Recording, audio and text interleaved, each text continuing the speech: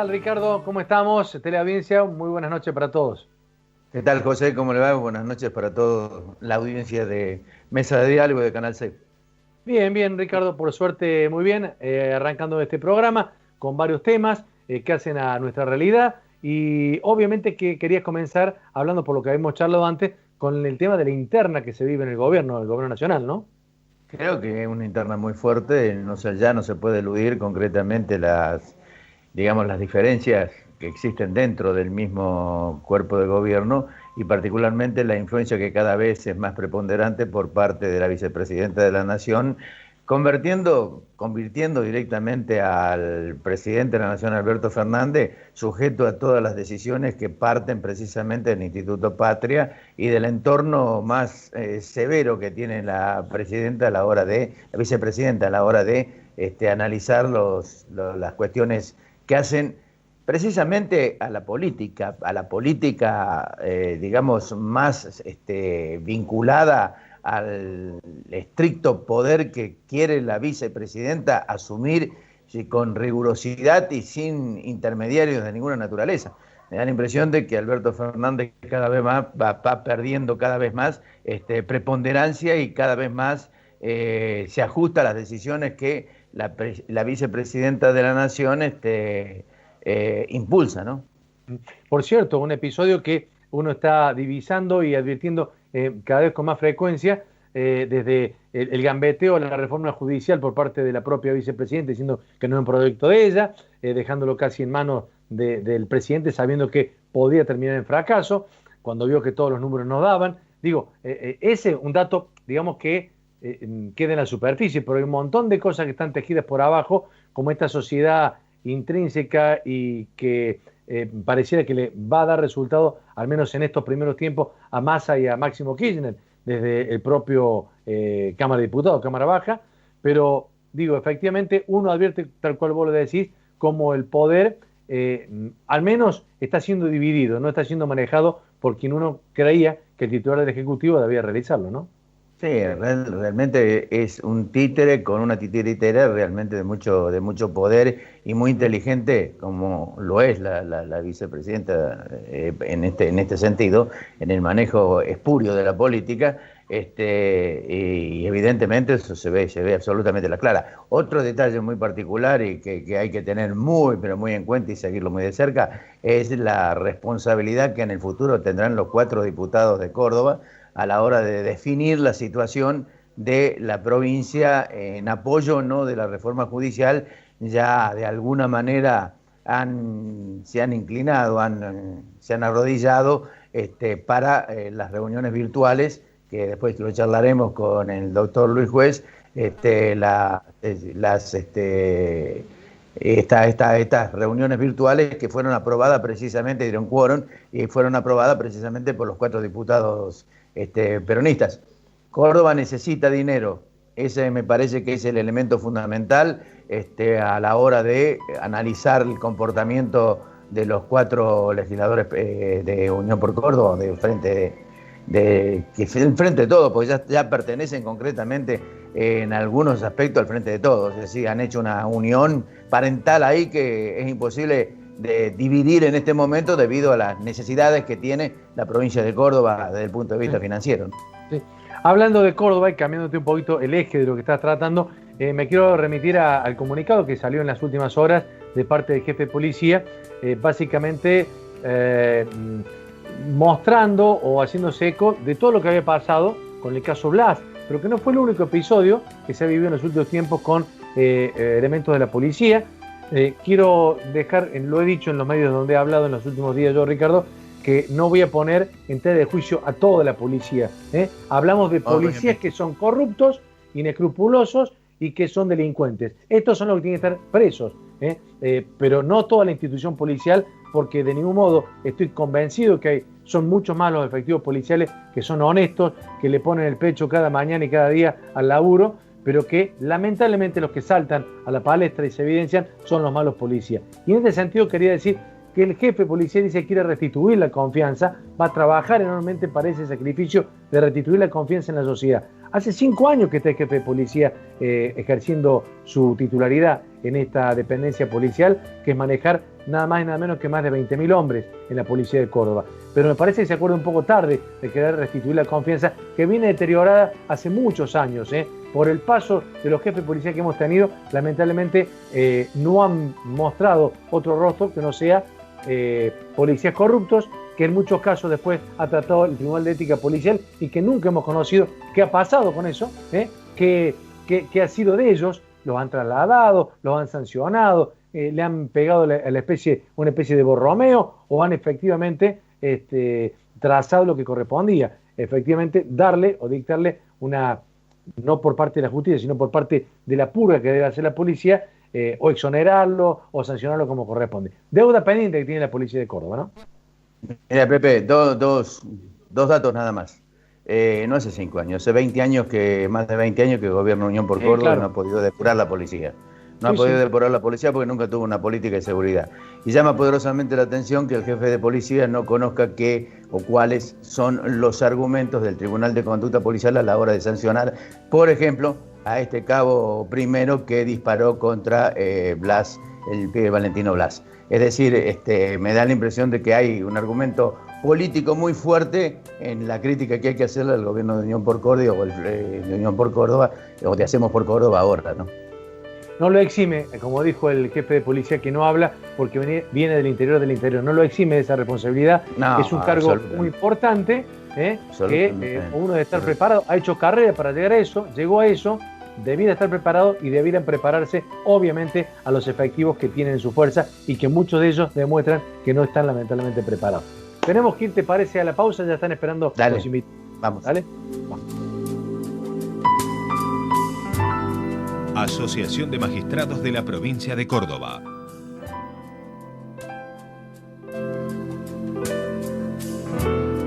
De sequías y la imprudencia de unos pocos, los cordobeses estamos en situación de incendios extremos. Toma conciencia urgente. No quemes basura y restos de poda. No tires colillas de cigarrillos o fósforos encendidos en el campo, bosques o zonas arboladas. Si se inicia fuego en el pasto y no alcanza intensidad, apagalo golpeando la llama con una manta o bolsa, si es posible mojada. Si estás en situación de riesgo, seguí las instrucciones de los bomberos o autoridades a cargo. Denuncia urgente cualquier principio de incendio o pedí asistencia llamando a la policía al 101, a bomberos al 100 o al 0800 888 38346.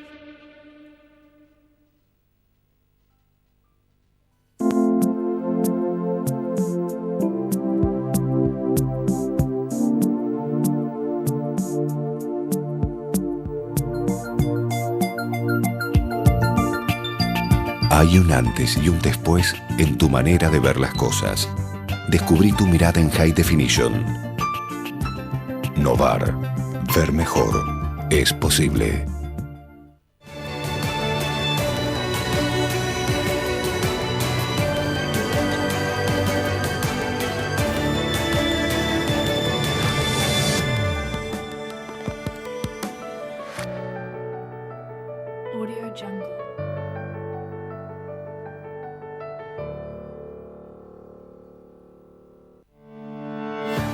Gracias a los acuerdos colaborativos que el intendente Martín Yarlora llevó adelante con distintos sectores, pudimos poner en marcha un plan municipal de reparación de calles con una inversión de más de 160 millones en 80 frentes de obra en distintos puntos de la ciudad. Sostener la obra pública permite generar puestos de trabajo y que Córdoba no pare. Juntos tenemos futuro. Municipalidad de Córdoba. Centro Urológico Profesor Bengió. Tratamiento para próstata con láser verde, mínimamente invasivo. Nuestro trabajo no solo consiste en sanar, sino en mejorar su calidad de vida. Centro Urológico Profesor Bengió.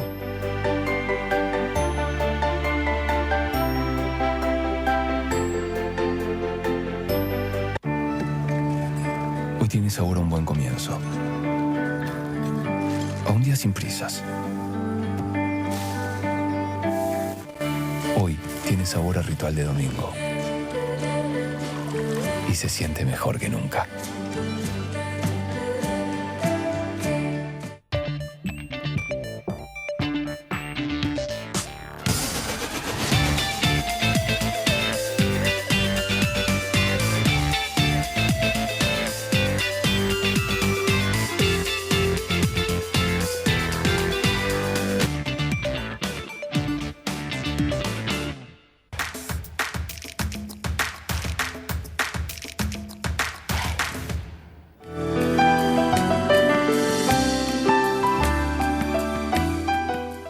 bien, Ricardo, continuamos en el programa y en este caso vamos a hablar con un colega en relación a lo que tantas veces hemos hablado en nuestro programa en los últimos años y que ha tenido que ver con la relación de la prensa con el poder político, básicamente, ¿no? Y la lucha... Hace falta. Hace falta Hablar de eso. Hace falta hablar de eso. Y muchas veces la lucha por encorsetar por parte del poder político a la prensa, ¿no? Y en muchos casos también de esmerilarla, de desprestigiarla, para callar muchas voces, ¿no? Y que no incomode al poder. Por eso, nuestro colega Carlos Salvador de la Rosa, que tiene muchos escritos y que el último que hemos leído tiene que ver con el periodismo, fase superior del imperialismo, nos interesaba que nos diera un poco a conocer esta opinión que hemos leído, que nos pareció, tanto lo hemos convenido con vos, Ricardo, que nos pareció una muy buena descripción, ¿no? Así que lo vamos a saludar. ¿Cómo está, Carlos? Ricardo y José. ¿Qué tal, Carlos? ¿Cómo le va? Encantado de conocerlo, mucho gusto. Bueno, es igualmente. Un placer para nosotros. Bueno, Carlos, vos estás escribiendo, bueno, el escrito salió aquí en el diario La Voz en Córdoba, pero hace mucho que venís escribiendo sobre la actualidad. Contanos un poco cuál fue la intención de escribir esto sobre que el periodismo, la fase superior del imperialismo. ¿A qué te referís?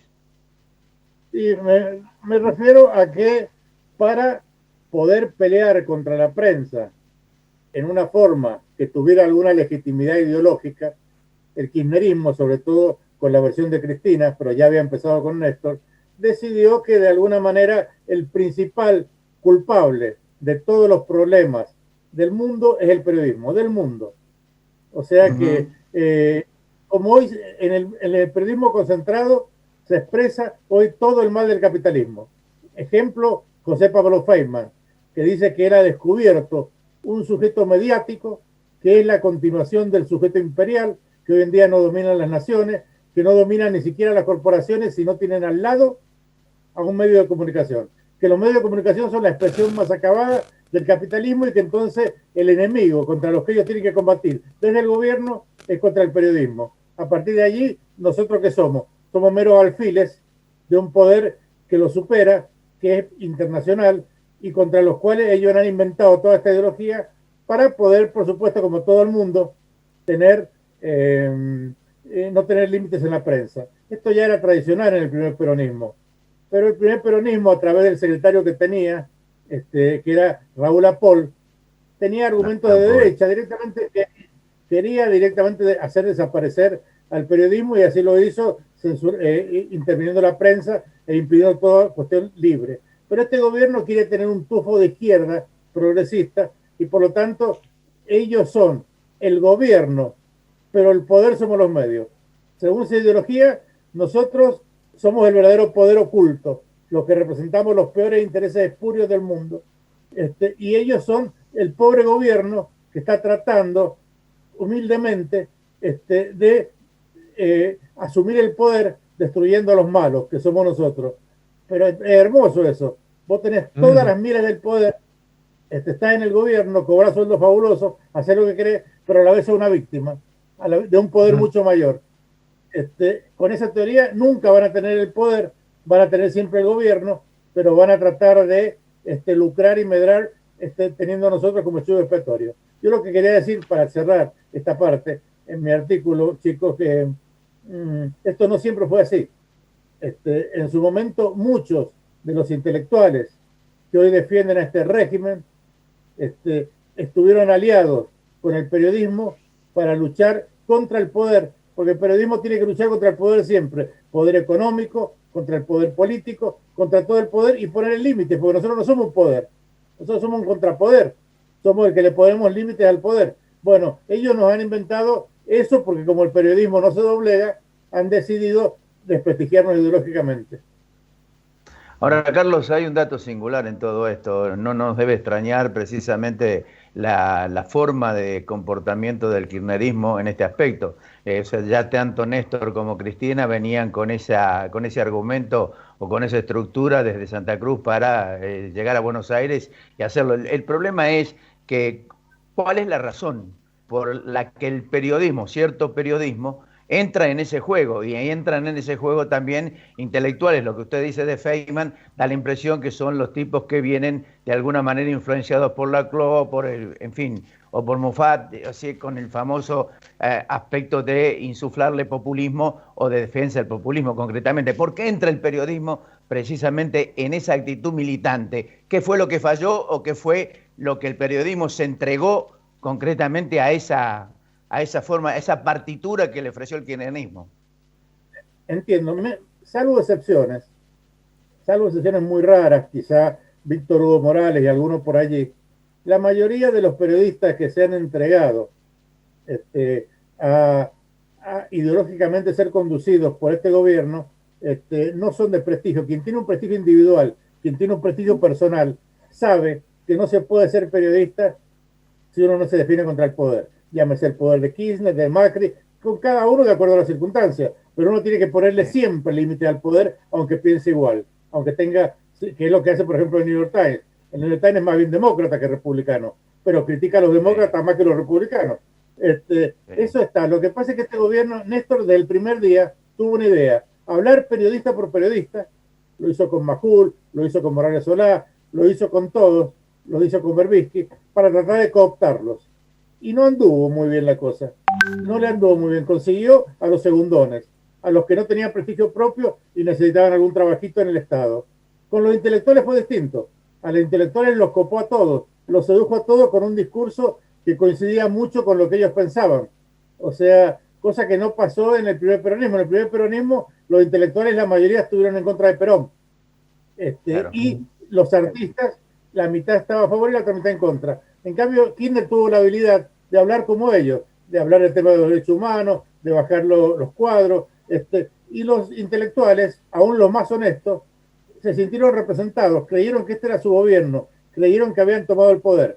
Los periodistas, que tenemos un poco más de espalda, porque tenemos detrás medios que nos respaldan, y tenemos una necesidad y tenemos un público que tenemos que responder, y que si nos hacemos oficialistas no nos perdona, pusimos más límites. Cuando Kirchner vio que no podía controlar a todo el periodismo, que había controlado a una parte, cooptada por ideología o con plata, pero que a los principales periodistas no lo había cooptado, decidió librar la pelea contra los medios. Es lo que hace todo despotismo, todo autoritarismo o todo populismo. Yo decía en mi nota que es muy difícil encontrar un país no liberal en donde la prensa se respete. Los únicos países que respetan la prensa son los liberales, pero no en el sentido de una ideología o todo eso, sino donde funciona la división de poderes y donde funciona la república. El kirchnerismo tiene otro proyecto, que usted lo acaba de decir, es trasladar al país el modelo de Santa Cruz, que es un modelo feudal, caudillesco, donde no existe la prensa. Allá lo logró. En la Argentina le está costando más. Y por eso está peleando de nuevo. Yo creía que con Cristina se había acabado la lucha contra la prensa, pero resulta, y eso pasó durante los primeros 5 o 6 meses del gobierno de Fernández, que trató de no quedar tan mal con la prensa y de dejarla hablar. Pero ahora Cristina le dijo: no te das cuenta, fíjate lo que pasó con el 17A, es lo mismo que me hicieron a mí con el campo, son los enemigos, tenés que pelear contra ellos. Entonces ahí aparecen aprietes, amenazas, incisos, el tema de declarar interés público a las telecomunicaciones. Es toda una nueva guerra que no sé si este presidente va a tener el carácter para hacerlo, porque es una pelea muy difícil. A Cristina le costó mucho, perdió mucho esfuerzo en pelear contra un periodismo que al final va a terminar sobreviviendo y los gobiernos cambian. El periodismo independiente, no los periodistas nos vamos, no los medios se van, pero se cambia. Pero el periodismo como entidad que defiende la independencia y la autonomía del ciudadano, que expresa la voz de los que no tienen voz y que es un contrapoder, no lo van a poder vencer, no hay forma. Ahora, Carlos, fíjese usted que... Sí, perdón. No, por favor, fíjese usted, digo, a pesar de todo, primero que no es ingenuo lo que han hecho, desde que arrancó el mismo kirchnerismo, como decía Ricardo, ha inculcado a buena parte de la sociedad, ha hecho esta grieta también, en que parte de la sociedad señala a muchos comunicadores diciendo, claro, porque ustedes representan la hegemonía de los medios, la corporación, responden al capitalismo. Han logrado que también nos señalen de algún modo. Definitivamente. Por eso yo comparaba con los años 90. En el año 90 había una asociación de periodistas donde estaban puestos, donde estaban Berbisky, Morales Solá, Víctor Hugo Morales, Luis Majul, todos los periodistas de todas las líneas, los más conservadores, los más de izquierda, todos unidos porque se habían unido contra el gobierno de Menem. Y todos investigaban la corrupción del gobierno de Menem. Fue la época en que al periodismo no lo cuestionaba nadie, prácticamente, y éramos las estrellas, los únicos más, menos afectados en su prestigio. Es al revés. El prestigio, así como en los 80 con Alfonsín, la política tuvo algún prestigio, en los 90 cuando se desprestigió la política, ese prestigio lo tuvieron los periodistas. Pero ahora pasó lo que ustedes dicen.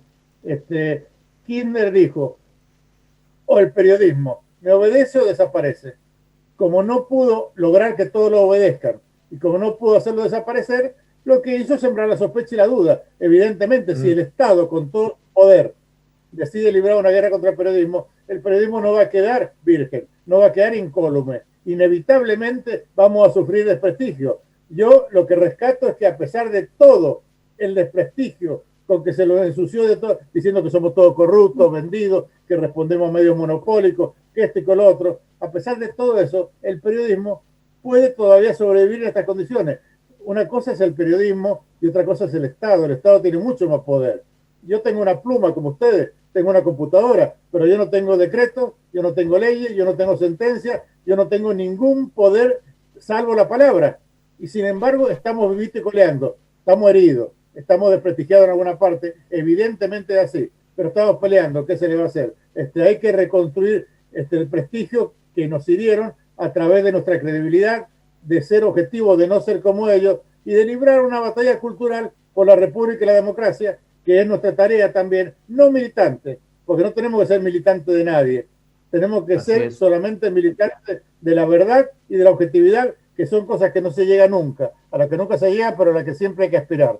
No podemos, ellos quieren que los jueces sean políticos, que los periodistas sean políticos, y yo, que en alguna vez en mi vida tuve alguna experiencia política, yo como periodista me juré no hacer política, quiero interpretar la política, pero yo quiero hablar con la libertad y la objetividad que me da mi cargo, mi función en la sociedad. Estamos heridos, no quedamos sanos como en la década del 90, pero la estamos peleando y yo creo que no la estamos peleando tan mal y que yo le aconsejaría al gobierno que nos deje tranquilo. O sea, al fin y al cabo nosotros no molestamos tanto, o sea, solamente le ponemos límite al poder, pero no confrontamos con el poder. No somos los enemigos del poder, somos aquellos que ejercemos el contrapoder cuando la división de poderes solo no alcanza. Y en este momento, con una escribanía que tienen en el Congreso y con el intento de una reforma judicial donde van a poner 1000 jueces adictos, y necesitamos el periodismo libre. Y el periodismo libre no es que sea un periodismo bueno, tenemos de todo, tenemos gente mejor y peor, también tenemos corruptos,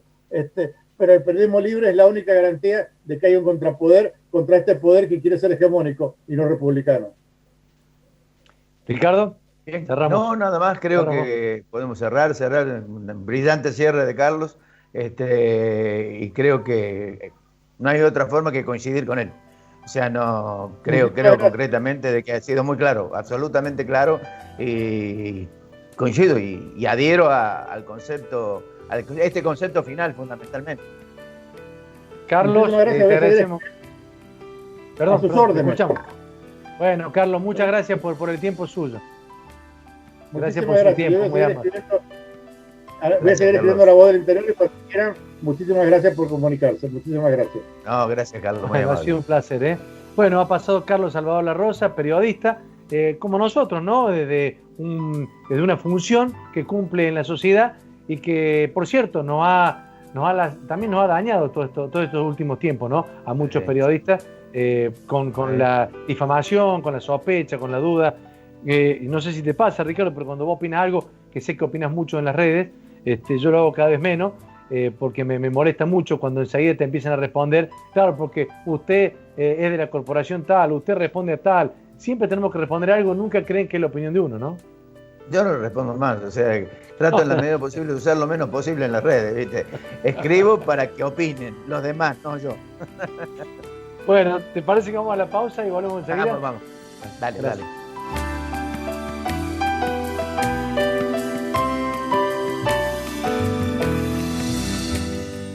Un montón montón de sectores todavía en nuestra querida ciudad que no tienen agua potable. Por eso que creamos el plan Más Agua, Más Salud. No teníamos agua suficiente, no podíamos lavar, siempre estábamos limitados al uso del agua. Y ahora que vamos a tener la red de agua es algo inexplicable porque vamos a poder hacer lo que no se podía hacer antes. Lo que se está haciendo, el agua, que es lo principal para la familia, le va a traer muchos beneficios a los vecinos de acá.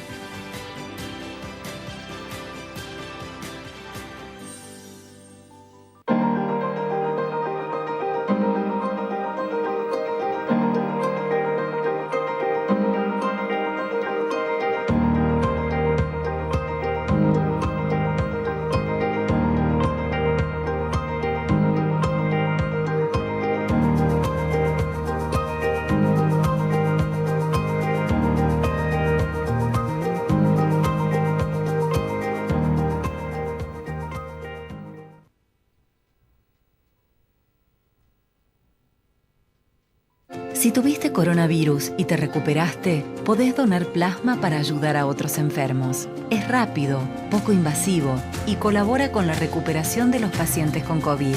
Si ya pasaron como mínimo 14 días desde que te dieron el alta y querés donar plasma, comunícate por WhatsApp al 351-704-4884 o por mail a centroplasmaferesiscovid19@gmail.com. Entre todos, podemos y hacemos más. Si en cuarentena surgen malos entendidos entre vecinos, comunicate por estas vías. Seamos responsables y solidarios. Cuidemos la convivencia social. Defensor del pueblo de la provincia de Córdoba.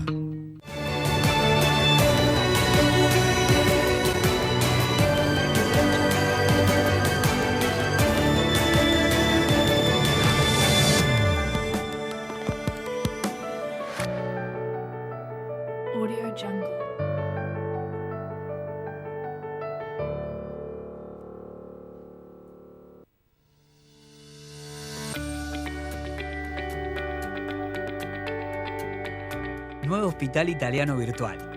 Ahora podés consultar de manera virtual a tu profesional de confianza, sin traslados, desde la comodidad de tu hogar. Ingresá a www.hospital-medioitaliano.org.ar. Quédate en casa, no descuides tu salud. Casaro Matafuegos, empresa dedicada a la protección contra incendios. Desde el año 1965, trabajando incansablemente para garantizar la mejor calidad y servicio en todo el país. Sarmiento 1073, 423-0050.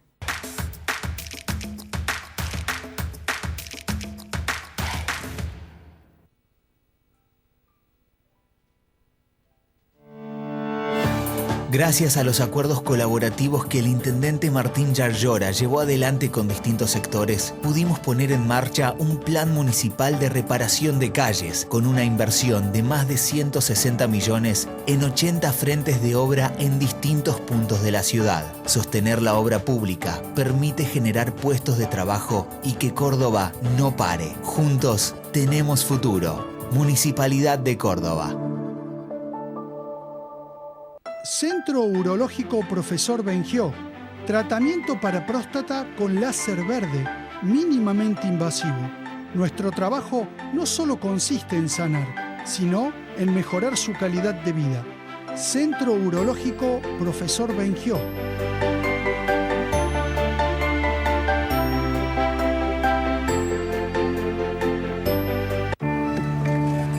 Hoy tiene sabor a un buen comienzo. A un día sin prisas. Hoy tiene sabor a ritual de domingo. Y se siente mejor que nunca.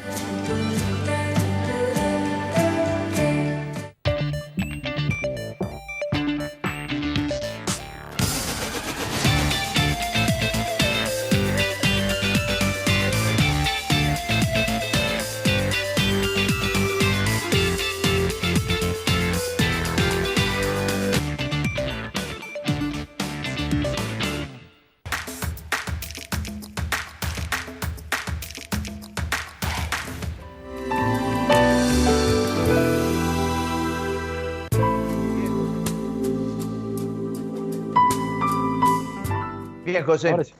Vamos al tema central del que habíamos hablado al comienzo del programa, es decir, lo que está pasando en el Congreso de la Nación, particularmente en función de la institucionalidad y el quiebre que significa concretamente esta virtualidad en que se ha transformado las reuniones de la Cámara de Diputados y la Cámara de Senadores. A mí me hace acordar algo, a lo mejor te resulta risueño a vos, es como si vos convocaras a todos los familiares Ravalli de todo el país, hicieras un Zoom, ¿me entendés? Y hablas con todos juntos a la vez. Esto me da exactamente lo mismo, una especie de familia o familia de legisladores y somos de sicilianos diputados. Nosotros, por la duda. Claro, por eso. De familia de diputados que pertenecen al oficialismo y hacen como si gobernaran, o mejor dicho, legislaran, y pasa lo que pasa. ¿Entendés? Está en línea, creo que Luis Juez, y con él vamos a dialogar precisamente sobre este tema. ¿Qué tal, Juez? ¿Cómo le va? Ricardo, ¿cómo va? ¿Cómo anda usted? ¿Todo bien? Bien. Cansado porque llegué esta mañana. Llovió toda la noche, la ruta estaba terrible, así que estaba muy peligroso. Pero bien, tirando nomás. Bueno, a ver, ¿está en peligro la institucionalidad en la República Argentina, teniendo en cuenta lo que está ocurriendo no solamente en el Senado, sino en la Cámara de Diputados? Sí, no porque uno ande buscando un título catástrofe para calificar la situación. Sí, esta gente se enamoró de la virtualidad. Como dice usted, Ricardo, quieren legislar en pantufla en la casa cobrando 200 lucas sin mover el traste del sillón del living. Se enamoraron de la virtualidad, de la emergencia, del pánico, y quieren que todo sea así. Quieren discutir el impuesto a la riqueza vía internet, porque de esta manera es mucho más sencillo. Quieren modificar la justicia de esta manera, aprovechando la emergencia y vía internet, así cada diputado tiene 5 minutos para hablarle a la pantalla de la computadora. Quieren modificar definitivamente los reajustes previsionales del sector más castigado, que son nuestros jubilados, de esta manera. Pero bueno, también nosotros tenemos un poco de culpa. Yo hace 6 meses que vengo diciendo, nosotros tenemos que ponerle un límite, porque estos tipos van a aprovechar la emergencia y el dolor y el encierro de la gente para llevarse puestas las instituciones. Tiene que ver con su idiosincrasia. Bueno, yo ayer veía a los presidentes de nuestra bancada con una altísima cuota de ingenuidad diciendo, y bueno, loco, le dije, ahora van que... No, vos no vas a hablar, juez, no, yo no voy a hablar porque no les conviene que hable, no voy a hablar, porque hace 6 meses que le dije, solamente un incrédulo puede creerle a Sergio Massa que va a cumplir los compromisos y los acuerdos celebrados. Los va a romper cuando les convenga, cuando lo aprieten. Bueno, ayer les convino y lo apretó Cristina y el tipo fue para adelante. Era una cosa graciosa, había 94 diputados opositores. Vos, Ricardo, sabés muy bien que en esta casa nosotros hacemos cuarentena en serio por el tema de la Milagro. O sea, tenía un miedo terrible porque hace 100 y pico de días que yo no salgo de mi casa para no traer el virus. Sin embargo, fuimos porque es lo que nos corresponde. Si un repositor de supermercado puede ser una persona esencial, mirá si no puede ser un diputado. Pero bueno, ayer hicieron lo que quisieron, de la forma que quisieron, del manejo que quisieron. Estábamos Ahora, todos Luis, sentados ahí y en definitiva la pantalla no nos contabilizaba. Ahora, Luis, decís recién bien, ponerle límite. Había que ponerle límite. ¿Cómo se le pone límite? Ante cuando ellos tienen mayoría, ¿qué forma se puede utilizar para buscar un límite a esto? Mira, José, la forma era muy, por eso creo que llegamos tarde. La forma en aquel momento era plantear con claridad que ese protocolo, aparte ya lo habían violado el protocolo, José. El protocolo, digo, para Ricardo estas cosas las entiende porque él ha sido diputado provincial y sabe. El reglamento interno de las cámaras es como la Constitución para los integrantes. Vos necesitas manejar, porque si no, no podés manejar una sesión. Hay un reglamento que dice cuándo podés usar la palabra, cuándo podés presentar un proyecto, qué mayoría necesitas para aprobar. Bueno, para modificar el reglamento de las cámaras, que dice que la presenciabilidad es la forma de funcionar, necesita una mayoría muy agravada, 2/3 partes de la totalidad de los miembros de la Cámara. Entonces, cuando decidimos pasar de la presencialidad a la virtualidad, 255 diputados levantamos la mano y dijimos, bueno, esto es excepcional para tratar problemas y proyectos que tengan que ver con la pandemia, que tengan que ver con la urgencia sanitaria y que tengan fundamentalmente 100% de coincidencia, porque no se puede discutir por celular, por pantalla, no se puede discutir, es imposible, como dice Ricardo. Este es un mecanismo para elegir pizza o empanada, no para levantar un gran debate. Bueno, ellos nos fueron jodiendo porque metieron proyectos, de hecho que hace 15 días atrás aprobaron el tema bajo el pretexto de una gran moratoria, le salvaron la vida procesal, económica y jurídica a Cristóbal López. Entonces ahora se venció ese protocolo. Había que renovarlo. ¿Y cómo se renueva? Con la misma mayoría. Tiene que ser una mayoría grabada. ¿Qué hizo Massa? Junto a los 4 de Córdoba, Vigo, Gutiérrez, Márquez y Casimeiro, más algunos diputados de La Baña, más algunos diputados, él tiene un bloquecito de tipo a los que le ha dado algunos caramelos y algunos chupetines, como el diputado Ramón de Mendoza, una tucumana y otros 2 más que antes fueron diputados de Cambiemos y ahora se hicieron diputados kirchneristas. Dijo, esta es la mayoría, más los 2 diputados de la izquierda. Y dijeron, la unanimidad que tenemos es todos estos bloques. Y ustedes, no, pero nosotros somos 125. No, bueno, pero todos estos diputados nos juntan más de 10.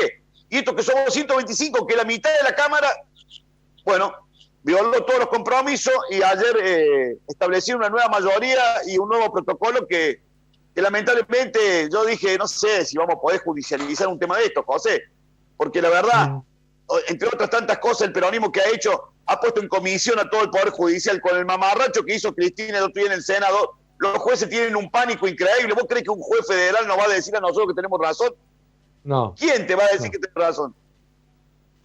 Sí, ahora llama pataleo, mucho la atención. Claro, ahora llama mucho la atención, juez, el comportamiento de los diputados cordobeses, ¿no? Teniendo en cuenta que decían una cosa aquí y después hicieron otra cosa allá. Es decir, vamos, damos quórum, pero estamos en contra. Es decir, es una actitud muy servil y por otra parte muy ingenua, ¿no? Yo creo que más allá de las necesidades financieras que tiene la provincia, hay algún elemento de conducta legislativa que tendría que respetarse y que me da la impresión que el gobernador de la provincia ha echado por tierra. Bueno, lo hace acá en la provincia con su propio unicameral. No nos debería extrañar lo que está haciendo precisamente en el Congreso de la Nación, ¿no? Bueno, es cierto, Ricardo, es así. Es parte de una modalidad. Tanto el difunto gobernador de la Sota como Schiaretti están acostumbrados a tener la legislatura como escribanía. Entonces ellos tienen ese concepto y entienden que el kirchnerismo tiene el Senado ya es una escribanía y la Cámara de Diputados el único problema que tiene es el quórum. Por eso los 4 diputados de Schiaretti, incluida su mujer, siempre fueron funcionales. Ellos te dicen, vamos a votar en contra, pero se sienten y dan quórum, como si el voto en contra al kirchnerismo le afectara. Ellos tienen problemas el kirchnerismo tiene problemas para iniciar la sesión, no para sacar un proyecto. Se sientan, dan quórum, aparte es mucho más cómodo dar quórum desde el living de tu casa, te sentas con un cafecito, charlas con la familia, para un segundo que tengo una sesión, y así funciona. Entonces te dan quórum y el kirchnerismo se lleva puestas las instituciones, hace lo que quiere, aprovecha la emergencia. Pero bueno, y nadie le dice nada, porque hay que decir la verdad, es que Schiaretti se ha convertido en un tipo incombustible. Ni los incendios de Córdoba le prenden llama. ¿Por qué? Porque nadie opina estas cosas. Sinceramente, hay un nivel de mutismo absoluto. Va a salir la reforma judicial y acordate lo que te digo yo, va a salir con el voto de los diputados de Córdoba, por lo menos con la actitud de quórum de los diputados de Córdoba. Ya lograron lo más grave, un mecanismo, este mecanismo de virtualidad. Lo demás es un trámite. Bueno, lo que estás diciendo es grave desde el punto de vista de Córdoba, pero también es grave porque ha señalado al Poder Judicial, como está en comisión, como bien lo decías, el Parlamento, que evidentemente está manejado por el oficialismo, y el Poder Ejecutivo, con lo cual es muy grave institucionalmente. Sí, pero así funciona el peronismo, José. Así funcionan los muchachos. A ellos les importa. Este es un gobierno de científicos, dijo Alberto. Entonces está él, Neurus, Cachabacha y no sé quién más. Pero es un gobierno con el presidente, 4 infectólogos y toma las decisiones en nombre de todos nosotros. Y entonces te la tenés que comer. Entonces la justicia tuvo 150 días paralizada, el Parlamento lo maneja por Zoom. Cristina, ¿viste cómo es? Si no le gusta lo que vos estás diciendo, te corta el micrófono. Massa, con todo respeto, muchacho, Massa es más falso que el salmón boliviano, ¿viste? El tipo, vos no sabés si te da vuelta, ¿viste? Es un contorsionista increíble. Yo ayer veía y decía, no nos puede hacer esto Sergio, decían los compañeros.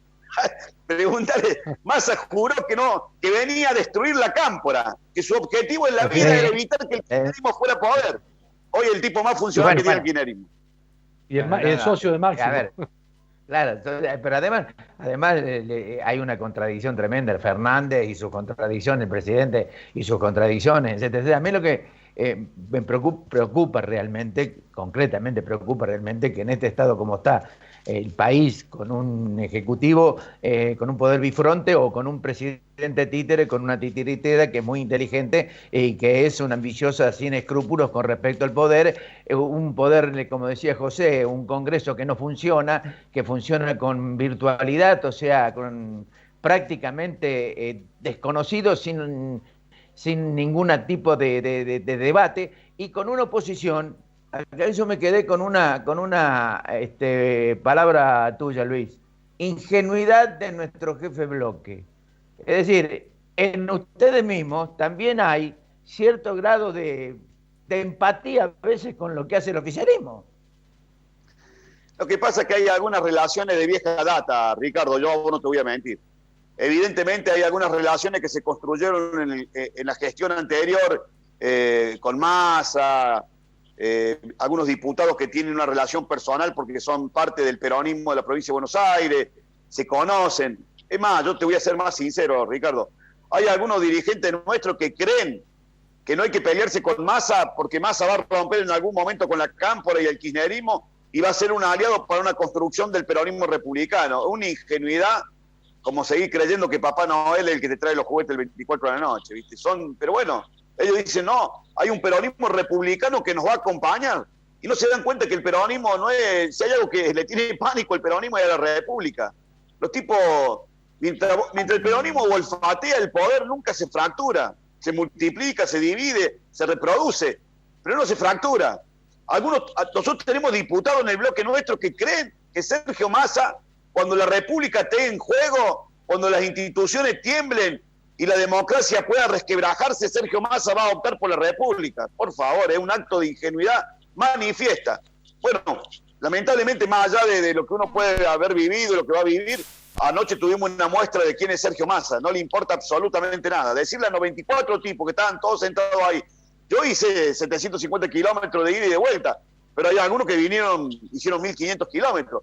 Decirle que la computadora de la pantalla de la Cámara de Diputados los tomaban como ausentes cuando estábamos sentados ahí, y los tipos que estaban, como el diputado Moro, que se estaba clavando una siesta monstruosa, que lo llamaba por teléfono la hija desesperada, diciéndole, ponete, sentate bien, porque ya se le había pasado la hora de la siesta. Exacto. Y el tipo se levantó y dice, yo no voy a permitir que digan que estoy durmiendo la siesta, y le sonaba el despertador todavía, una cosa bochornosa. Increíble. Bueno, esto pasa en el Parlamento de nuestro país. No, este país es un circo, es verdaderamente un circo. Estamos frente a un circo, y lo más peligroso de todo esto es que en cualquier momento se va a caer el equilibrista, y después quiero saber qué es lo que va a pasar, ¿no? Exactamente. El equilibrista dijo, Ricardo, hoy en un acto de esos bien armado, el presidente Fernández dijo hoy, miren lo que pasó anoche en la Cámara de Diputados. No pudimos sancionar la ley para el turismo y para la hotelería porque los diputados opositores... O sea, el mismo presidente se da cuenta que la maniobra habría sido de una brutalidad y de una bestialidad, pero alguien debería decir, no, mira, a pesar de todo eso sancionaron la ley, que estábamos todos de acuerdo. La sancionaron utilizando una manganeta, pero ni siquiera el presidente podía sostener públicamente que lo de anoche fue una sesión, porque realmente fue una violación arbitraria del reglamento. Si un repositor supermercado, José, es una persona esencial y tiene que ir a trabajar, si un enfermero, mira, si un diputado no va a poder ir una vez cada 20 días a la Cámara de Diputados, y yo no digo que generemos algún nivel de contagiosidad, algún nivel de desparramo del virus. Hace 6 meses que dije, funcionemos en una cancha de fútbol, busquemos una cancha de básquet cerrada, y busquemos un lugar en el interior amplio, busquemos el CCK, el Teatro Colón. No, son todas excusas y pretextos realmente para manejarse de esta manera. Es muy cómodo manejar un país con el control remoto, es como si estuvieran jugando con la PlayStation, ¿viste? Es más fácil. Bueno, ellos tienen varios campeones de PlayStation ahí en el bloque. Sí. Pero bueno, yo creo que tienen ellos una herramienta muy importante. y que creo que con eso van a subordinar absolutamente a todo el resto de los diputados para que se sancione la ley de reforma judicial y el presupuesto. Cuando llegue el presupuesto, sancionen el presupuesto y le digan, para vos hay tanto, no hay nada, si no pones el gancho para la reforma judicial, creo que a partir de ese momento quedan sujetos y prácticamente va a ser yo diría una falsa democracia en la República Argentina, ¿no? Sí, pero para cuando nos demos cuenta va a haber sido muy tarde, Ricardo. Lamentablemente, los tipos, mirá lo que está pasando y lo digo con mucho dolor. Mirá, pasaron 167 días de encierro y hoy estamos teniendo los muertos que íbamos a tener, los contagiados que íbamos a tener y los recuperados que íbamos a tener. Hoy ya no somos ejemplo de nadie, somos el único país en el mundo que lleva una cuarentena de 167 días y tiene los mismos números o peores números. Por supuesto que todavía el sistema de salud nuestro no ha colapsado porque la Argentina, a pesar de la dirigencia política que tiene hace muchísimos años, tenemos una salud pública, no es la de Ecuador, que yo la conozco y que es verdaderamente deficitaria, ni la de Perú ni la de Bolivia. Pero guarda, o sea, 167 días de encierro para tener los números que todo el mundo decía que íbamos a tener a esta altura del mes de septiembre. Luis, bueno, muchas Luis, gracias. Creo que gracias. Casi... No siempre hemos coincidido tanto con Luis hoy, porque a veces hemos tenido una discrepancia, pero hoy hemos coincidido absolutamente en lo que ha dicho. Así que te mandamos un abrazo, Luis, muchas gracias. Chao, Luis, gracias. Bueno, capaz que sea la virtualidad, si sigo hablando le van a terminar dando la razón a más, así que le mando un abrazo. Cuídense. Director, corten el micrófono, director, corten el micrófono. Gracias, Luis. Vamos a la pausa. Chao, Luis, gracias. Asociación de Magistrados de la Provincia de Córdoba.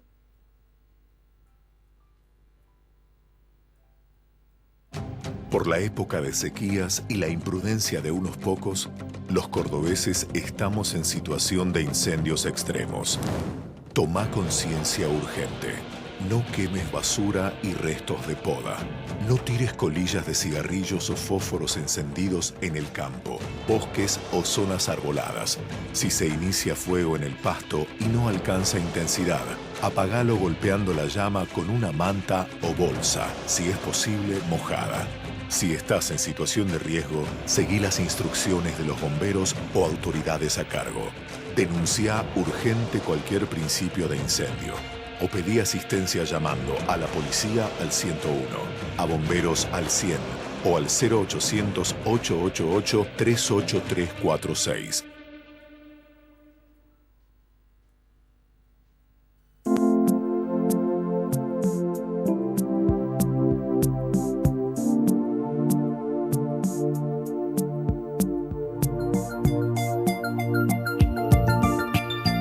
Hay un antes y un después en tu manera de ver las cosas.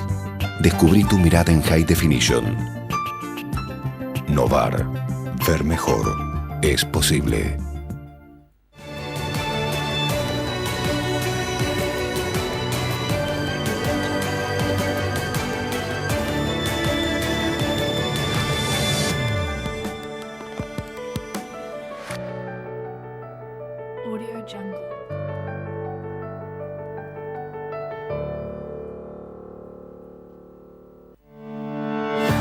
Gracias a los acuerdos colaborativos que el intendente Martín Yarlora llevó adelante con distintos sectores, pudimos poner en marcha un plan municipal de reparación de calles con una inversión de más de 160 millones en 80 frentes de obra en distintos puntos de la ciudad. Sostener la obra pública permite generar puestos de trabajo y que Córdoba no pare. Juntos tenemos futuro. Municipalidad de Córdoba. Centro Urológico Profesor Bengió. Tratamiento para próstata con láser verde, mínimamente invasivo. Nuestro trabajo no solo consiste en sanar, sino en mejorar su calidad de vida. Centro Urológico Profesor Bengió.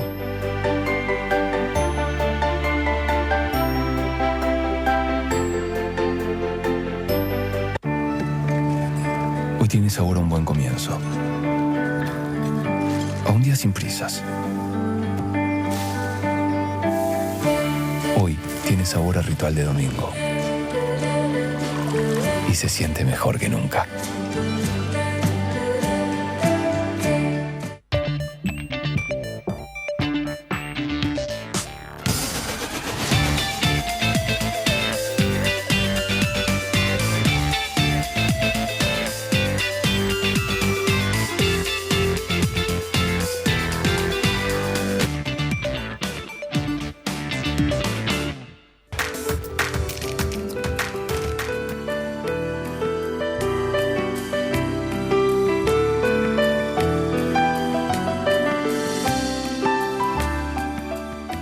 Bueno, último bloque, Ricardo. Vamos a aprovecharlo con Juan Pablo Quintero. No vamos a demorar mucho, solamente el enunciado, el título. Movipar está denunciado. Y la pregunta es quién se quedó con la plata de los usuarios, los que tenían cargado, los que iban a estacionar y que no se le devolvieron más. Ni Movipar ni el municipio. Y se está desarrollando un nuevo sistema. Bueno, Juan Pablo, ¿cómo estás? Gracias por participar esta noche con nosotros. ¿Qué tal? Buenas noches. Gracias por la Juan Pablo. invitación. ¿Qué tal? ¿Cómo te va? ¿Qué tal, Ricardo? Otro gran verso. Bueno, la verdad que otra gran estafa, diría yo, ¿no? Movipar se fue de Córdoba en marzo de este año. Previamente había tenido aquel problemita de la filtración masiva de datos que publicó La Voz del Interior en el mes de octubre. Yo creo que ya había motivo más que suficiente como para revisar ese contrato.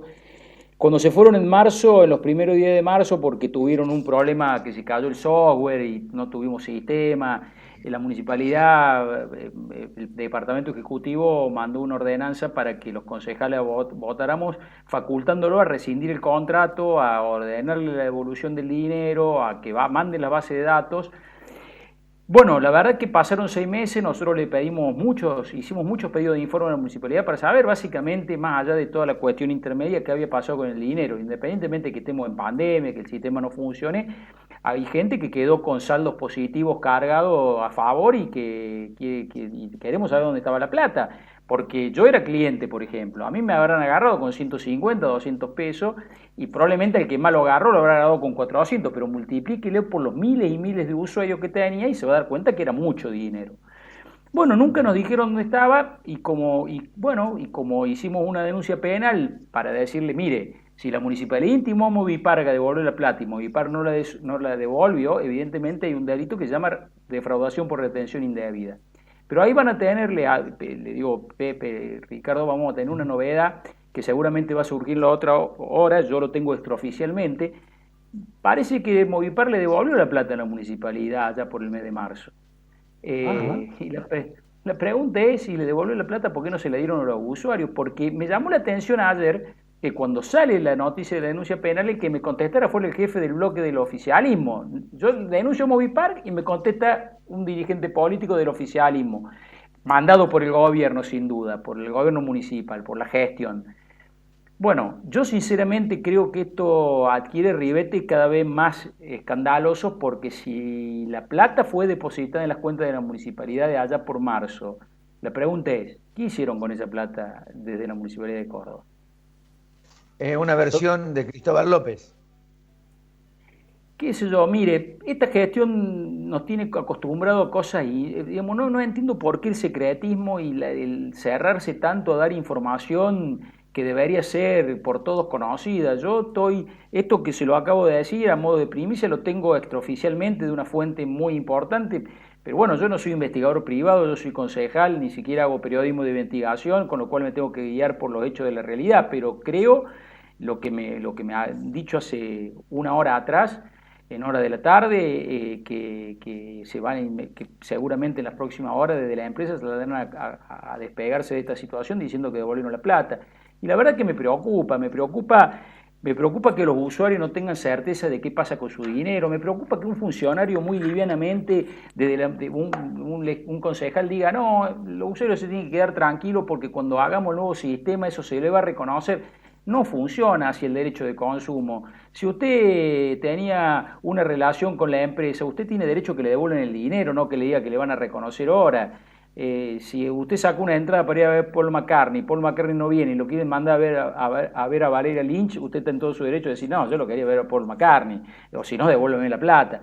Bueno, se manejan con un nivel de liviandad muy complicado y muy grave desde lo institucional. Bueno, vamos a esperar a ver qué pasa, pero bueno, yo lamento haber tenido que llegar a una denuncia penal para que más o menos empecemos a ver dónde está la plata de los usuarios del sistema de estacionamiento medio de Córdoba.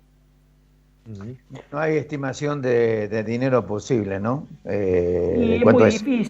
Es muy difícil, Ricardo, por una cuestión muy simple, porque nunca hubo una información oficial de cuánta gente había bajado la aplicación. Lo único que hay es una aproximación. Yo encontré una nota periodística donde fuentes de la municipalidad decían que al mes de marzo había unas 220.000 personas que habían bajado la aplicación. De esos 220.000 había que ver cuántos eran usuarios efectivamente activos con la aplicación funcionando, y de esos a cuántos los retuvo en saldos positivos acreditados, pero todavía con saldos pendientes en el servicio, que son los que están en condiciones y en derecho de reclamar la restitución. Y un paso más allá, Juan Pablo, ¿qué piensa de la certeza de que va a ser municipalmente manejado, digo, el nuevo sistema? ¿Están de acuerdo en eso? Bueno, ahí tenemos una doble situación. Cuando se cae el software lo proveía la Universidad de La Plata a través de un centro que se llama el CESPI, y cuando se cae el software, Movipar miente porque dice que eran cuestiones ajenas a su función y a su rol, y en realidad el CESPI, que era el proveedor del software, dice, les bajamos el sistema porque no nos pagaban, teníamos una deuda, no nos pagaban, los dejamos sin sistema. Y posteriormente esta gente de CESPI, su director puntualmente, en La Voz del Interior dijo algo que les va a sonar, y le va a sonar duro a escucharlo, o le va a sonar, digamos, tiene impacto por la antecedente. Dijo, nosotros nos empezamos a partir de este sistema cuando vimos que Movipar estaba en el circuito financiero, que actuó en el mercado financiero. La pregunta es, igual que lo hizo CBI con Redbus, cuando dicen que actuó en el mercado financiero, quiere decir que demoraban la rendición del dinero a los efectos de meterla en los circuitos financieros con la intermediación financiera. Yo quiero ser muy prudente en esto porque lo dijo claramente la gente del CESPI. Pero bueno, vamos a ver qué sucede ahora.